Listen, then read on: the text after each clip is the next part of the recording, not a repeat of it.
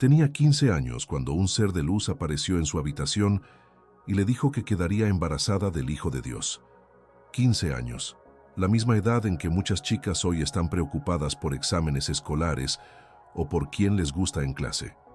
Pero María no tuvo esa opción. En un instante su vida cambió para siempre. Y lo primero que sintió, aunque los himnos religiosos no lo mencionen, aunque las pinturas la muestren serena y aceptante, lo primero que sintió fue terror absoluto. Terror de lo que estaba por venir. Terror de lo que dirían. Terror de lo que significaría. Porque María era humana. Y los humanos, cuando se enfrentan a lo imposible, a lo incomprensible, a lo que rompe todas las reglas de la realidad que conocen, sienten miedo. Un miedo visceral, profundo, que sacude cada fibra del ser. La Biblia lo dice con una palabra suave: se turbó.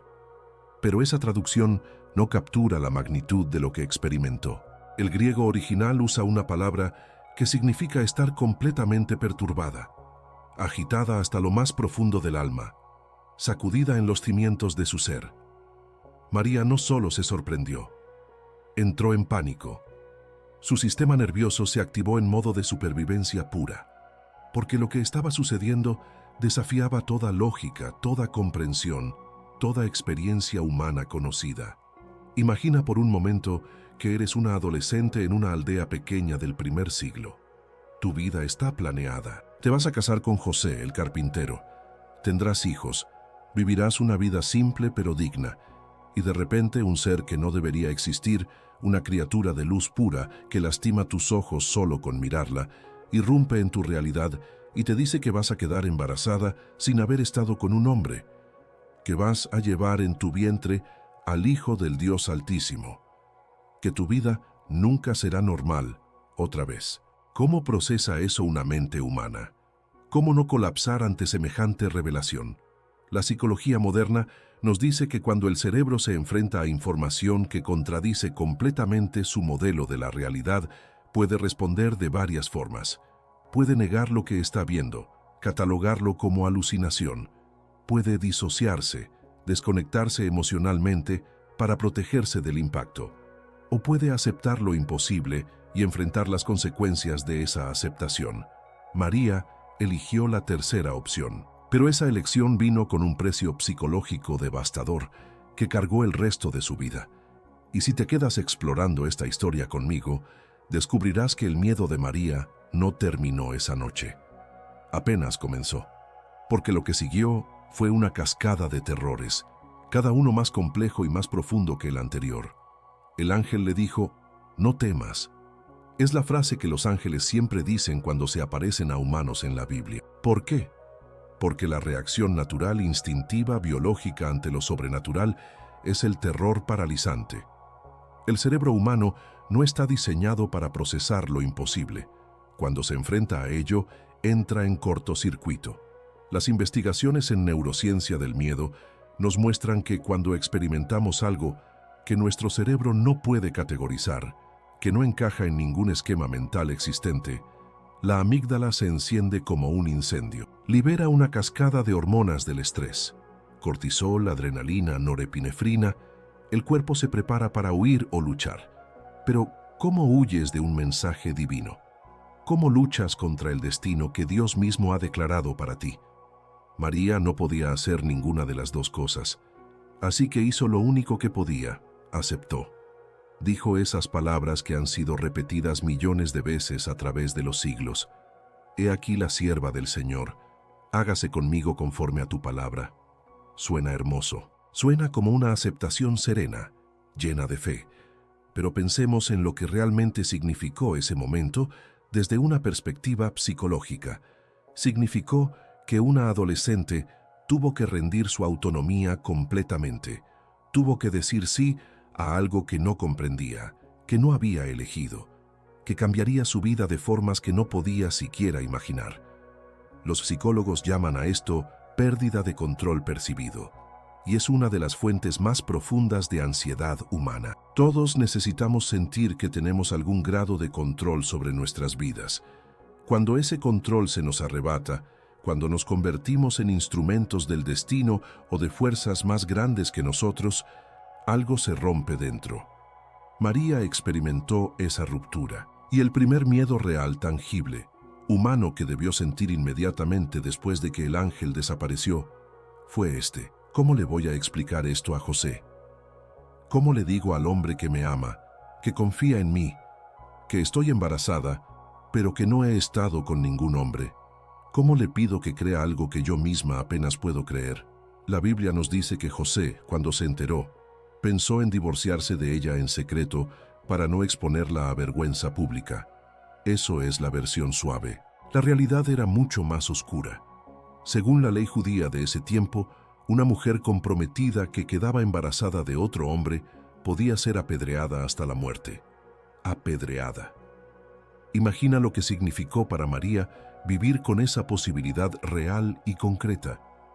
No es una metáfora, no es exageración, era la ley. Entonces, tenemos a una adolescente que acaba de tener un encuentro sobrenatural, que sacudió su realidad, que está comenzando a experimentar los cambios físicos del embarazo y que sabe que en cualquier momento puede ser acusada públicamente de adulterio y ejecutada violentamente. ¿Cómo duermes con ese peso? ¿Cómo comes? ¿Cómo funciona tu mente cuando cada ruido en la puerta podría ser una turba furiosa viniendo a hacerte pagar por tu supuesto pecado? La psicología del trauma nos enseña que vivir bajo amenaza constante, bajo la sombra de violencia potencial, reconfigura el cerebro. El sistema nervioso se queda atascado en modo de hipervigilancia. Cada sonido es una amenaza potencial.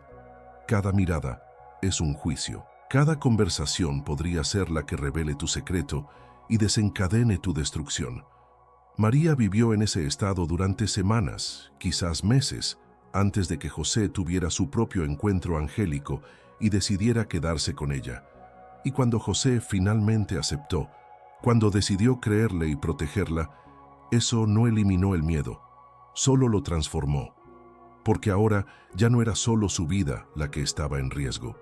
Era la vida del bebé que crecía dentro de ella. Era la vida de José, que había elegido unirse a ella en esta locura. El miedo se multiplicó, se diversificó, se hizo más complejo. Los estudios sobre ansiedad materna durante el embarazo muestran que cuando una madre está bajo estrés extremo, cuando vive con miedo constante, eso afecta al bebé en desarrollo. El cortisol atraviesa la placenta. El bebé está literalmente bañado en las hormonas del estrés de su madre, y aunque no tiene manera de comprender cognitivamente lo que está sucediendo, su sistema nervioso en formación está absorbiendo el mensaje. El mundo es peligroso. Debes estar alerta. No estás seguro. Jesús, incluso antes de nacer, estaba siendo moldeado por el miedo de su madre. Y María lo sabía, o al menos lo intuía, porque las madres sienten estas cosas. Sienten cuando su estrés está afectando a sus bebés, y eso genera otro nivel de culpa, otro nivel de ansiedad. ¿Le estoy haciendo daño? ¿Mi miedo está lastimando a mi hijo? ¿Cómo puedo protegerlo si soy yo la fuente del peligro? Luego vino el viaje a Belén.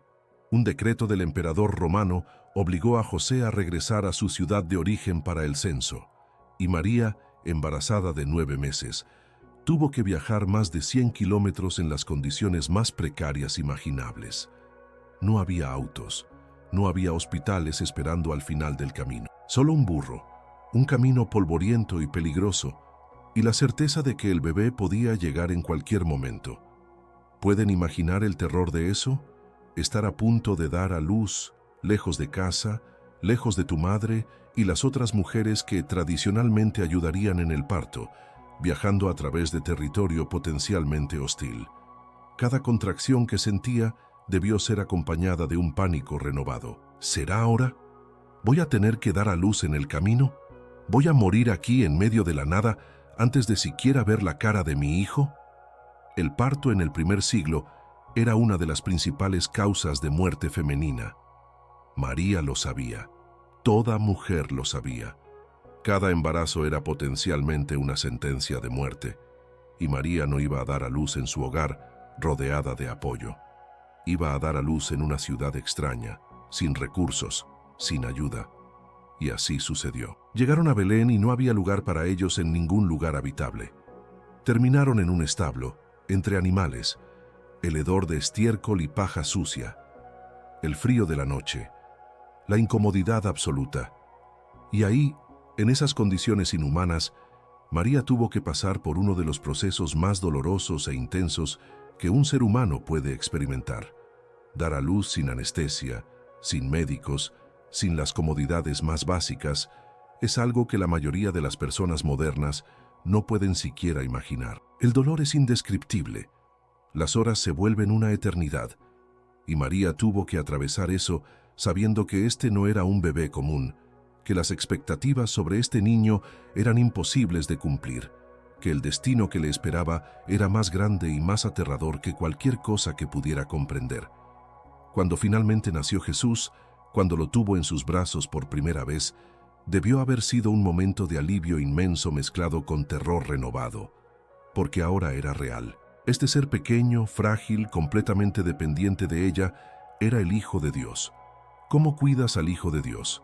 ¿Cómo aseguras que está bien alimentado, que está seguro, que está creciendo como debe? ¿Qué pasa si fallas?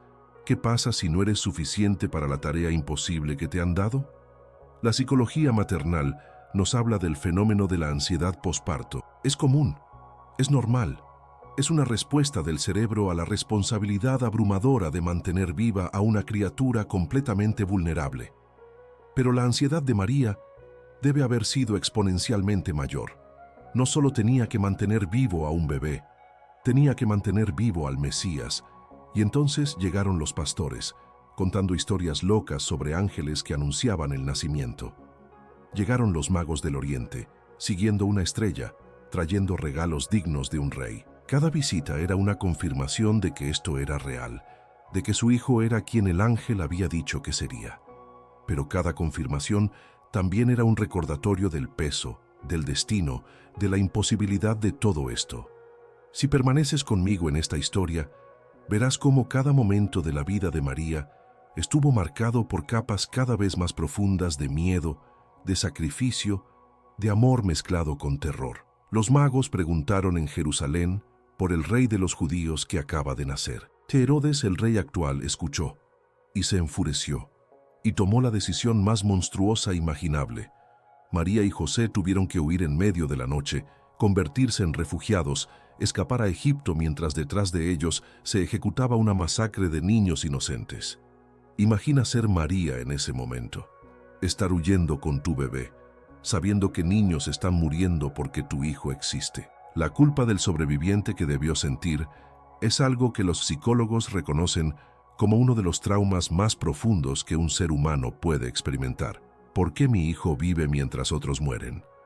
¿Por qué esas madres tienen que sufrir para que yo pueda mantener al mío? ¿Es justo esto? ¿Es correcto? No hay respuestas fáciles a esas preguntas, y María tuvo que vivir con ellas durante años. Cada vez que miraba a Jesús, debió ver también a los otros niños. Los niños fantasma de Belén, los bebés que fueron sacrificados en el altar de la paranoia de un tirano, y saber que, de alguna forma, su hijo era la razón por la que eso había sucedido.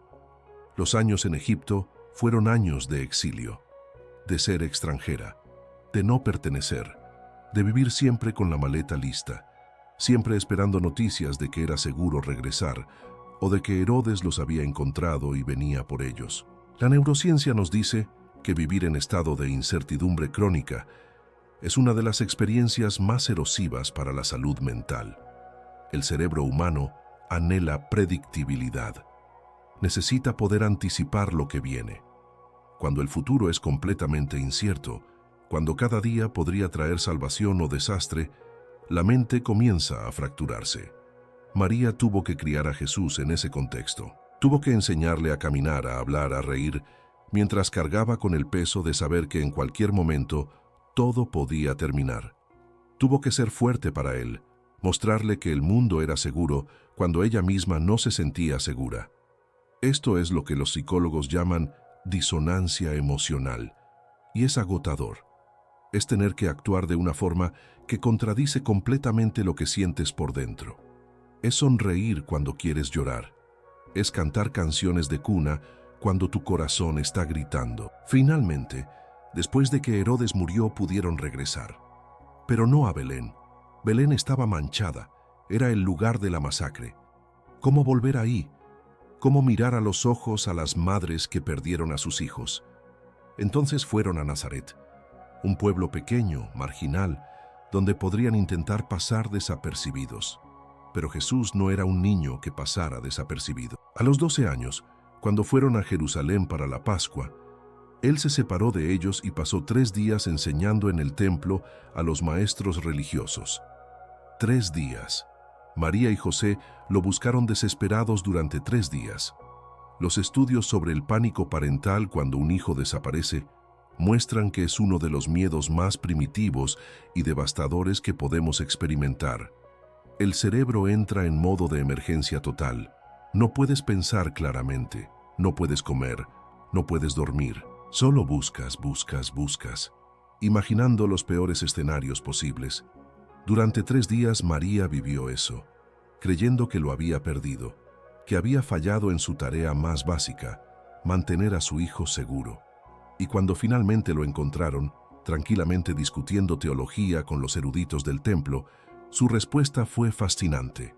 Jesús dijo: ¿Por qué me buscaban? ¿No sabían que debo estar en la casa de mi Padre? No fue malicioso, no fue intencionalmente hiriente, pero fue un recordatorio de que este niño no era completamente suyo, que su primera lealtad no era a ella, sino a su misión divina.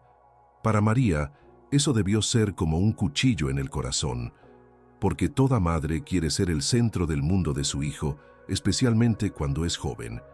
Y ella estaba siendo confrontada con la realidad de que Jesús tenía un llamado que lo separaba de ella, que eventualmente la dejaría, que su relación tendría que someterse a algo más grande. Esto toca un tema psicológico profundo, el duelo anticipatorio.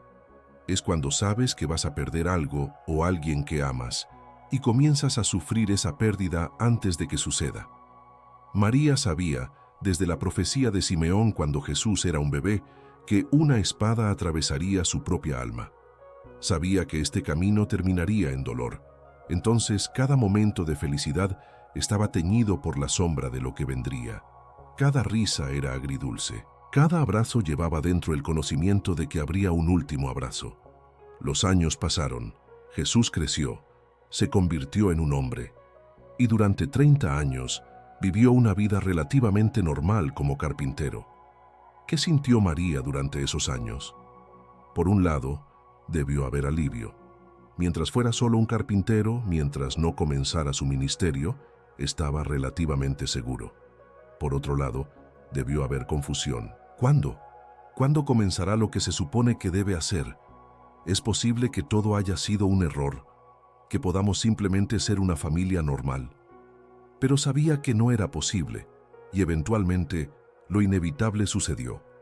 En una boda en Caná, María misma fue la que empujó a Jesús hacia su destino.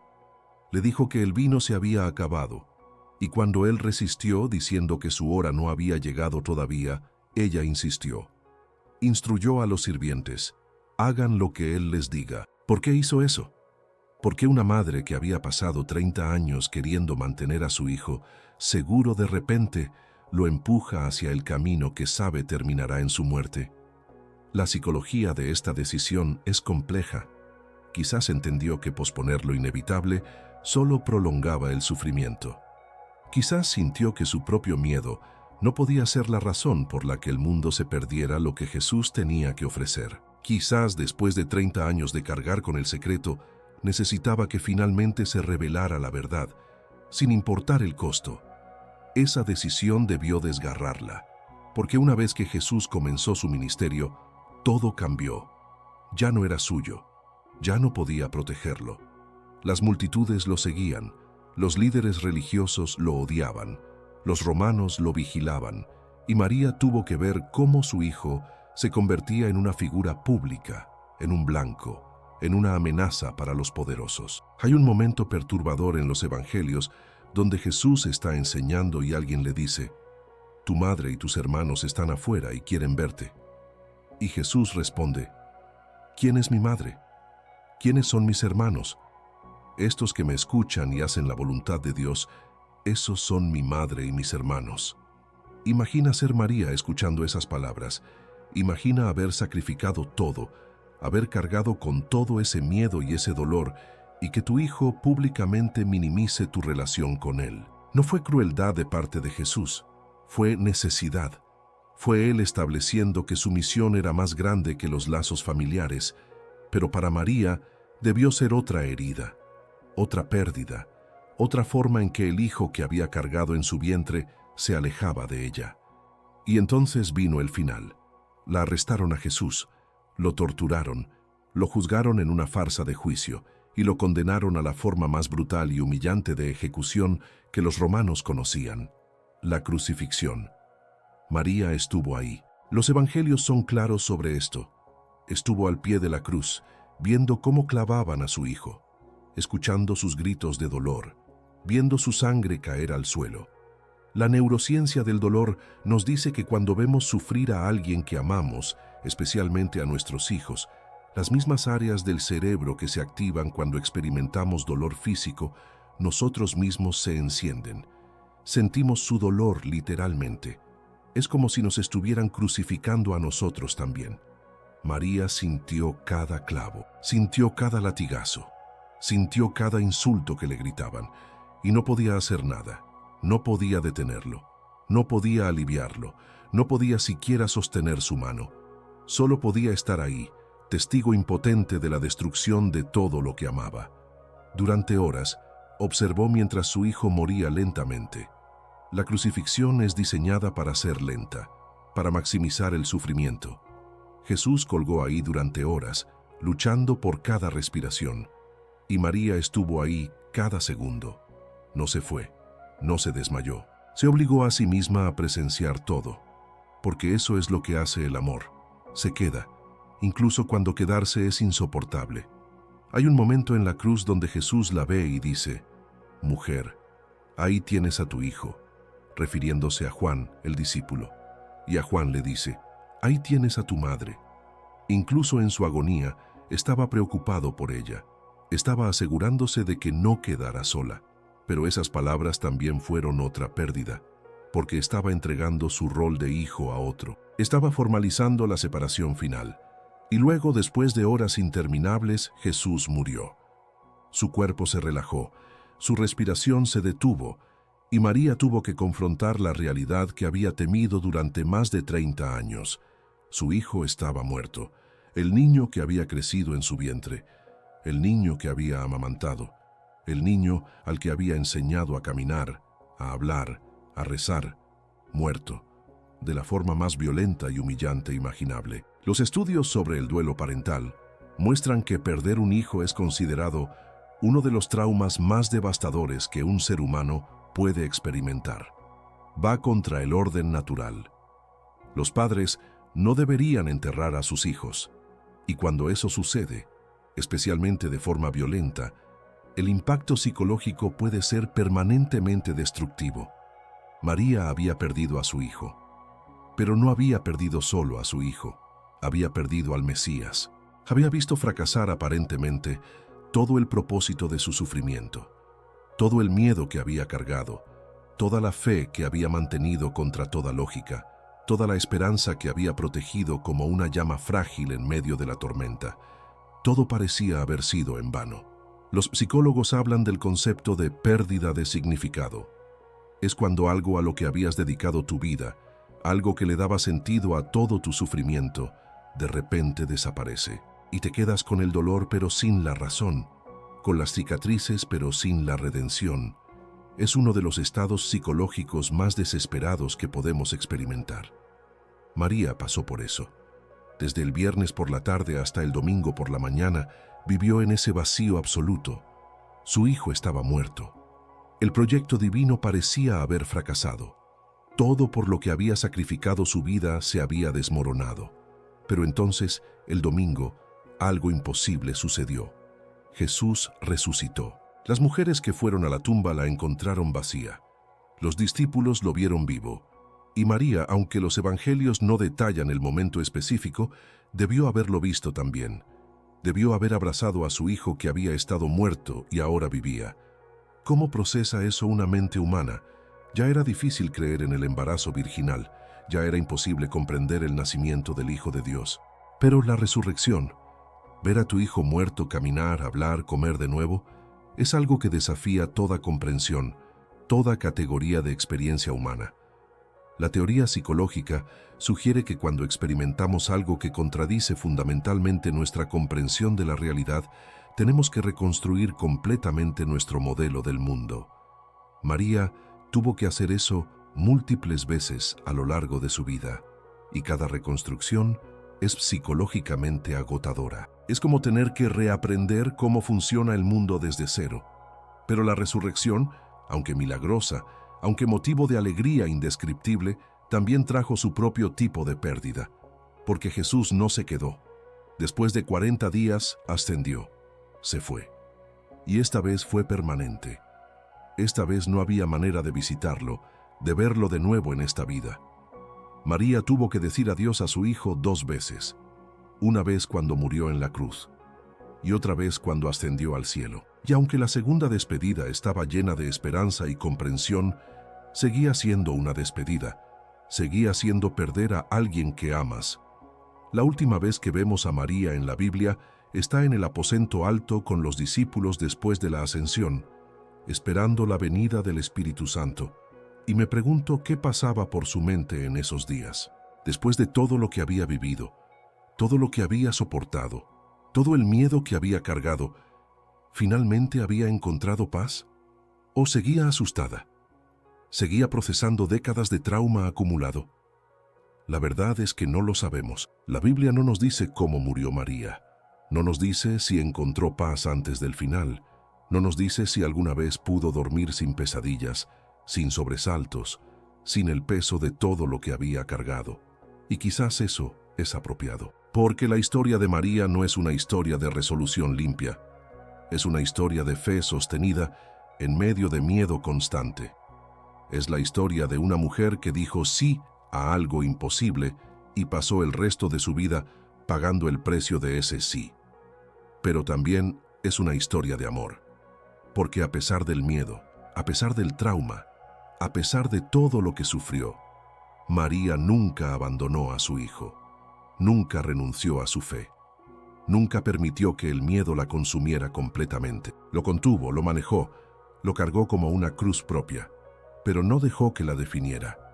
La psicología de la resiliencia nos enseña que los sobrevivientes más fuertes no son los que nunca tuvieron miedo. Son los que sintieron el miedo completamente, pero eligieron actuar a pesar de él. María sintió terror, sintió ansiedad paralizante, sintió desesperación profunda, pero cada vez eligió seguir adelante. Cada vez eligió el amor sobre el miedo. Y quizás esa es la lección más profunda de su historia. No que la fe elimina el miedo, sino que el amor nos da la fuerza para cargar con el miedo sin que nos destruya. No que seguir a Dios hace la vida fácil, sino que nos da un propósito que hace el sufrimiento soportable. María tuvo miedo toda su vida, pero ese miedo no la hizo débil, la hizo humana, la hizo real, la hizo relatable para cada madre que ha temido por su hijo, para cada persona que ha cargado un secreto imposible, para cada ser humano que ha tenido que elegir entre la seguridad y el propósito. Cuando miramos las imágenes religiosas de María, usualmente la vemos serena, tranquila, casi etérea, pero esa no es la María real. La María real temblaba, lloraba, se despertaba en medio de la noche con el corazón acelerado, revisaba constantemente a su hijo para asegurarse de que seguía respirando. Vivió en un estado de alerta constante durante décadas, y es importante que reconozcamos eso, porque cuando idealizamos a las figuras religiosas, cuando las hacemos sobrehumanas, perdemos las lecciones más valiosas que tienen para enseñarnos. La lección de María no es que era perfecta o sin miedo. La lección es que, a pesar de ser completamente humana, completamente vulnerable, completamente asustada, eligió el amor de todas formas. Cada madre que ha cargado a un hijo enfermo en sus brazos, preguntándose si sobrevivirá la noche, conoce el miedo de María. Cada padre que ha tenido que tomar decisiones imposibles sobre el futuro de sus hijos conoce el miedo de María. Cada persona que ha amado tan profundamente que el solo pensamiento de perder a esa persona es insoportable, conoce el miedo de María. Su historia nos dice que está bien tener miedo, que el miedo no es falta de fe, que podemos temblar y aún así ser fuertes, que podemos llorar y aún así ser valientes, que podemos cargar un peso imposible y aún así no quebrarnos completamente. Pero también nos enseña el costo real del amor. El amor verdadero, el amor profundo, siempre viene con la posibilidad de pérdida devastadora. María amó completamente y como resultado sufrió completamente. No podemos tener uno sin el riesgo del otro. Y quizás la pregunta más importante que su historia nos hace enfrentar es esta: ¿vale la pena? ¿Vale la pena amar tan profundamente sabiendo que el dolor potencial es tan grande? ¿Vale la pena decir sí a llamados imposibles sabiendo que nos costarán todo? María respondió esa pregunta con su vida. Dijo sí, amó completamente, sufrió completamente. Y aunque no sabemos con certeza qué pensaba al final de sus días, la tradición cristiana sugiere que eventualmente se reunió con su hijo en la eternidad, que todo el miedo, todo el dolor, todo el sufrimiento eventualmente encontró su redención. Pero incluso si no crees en esa tradición, incluso si no crees en la resurrección o en la eternidad, la vida de María sigue siendo profundamente significativa, porque nos muestra que es posible enfrentar lo imposible, que es posible cargar con miedos devastadores y aún así vivir con propósito, que es posible amar en medio del terror, que es posible ser humano, frágil, asustado y aún así cambiar el mundo. María tenía miedo, pero su miedo no escribió la historia final. Su amor lo hizo, su valentía lo hizo, su elección de decir sí una y otra vez a pesar del costo lo hizo, y esa elección resonó a través de los siglos, porque el hijo que cargó con tanto miedo, el hijo que protegió contra amenazas inimaginables, el hijo que eventualmente perdió y recuperó de formas milagrosas, se convirtió en la figura central de la fe de miles de millones de personas. Se convirtió en un símbolo de esperanza, de redención, de amor que vence incluso a la muerte. María no podía saber todo eso cuando era una adolescente aterrorizada escuchando a un ángel. No podía saber que su sí cambiaría la historia. Solo sabía que tenía miedo y que a pesar del miedo tenía que elegir.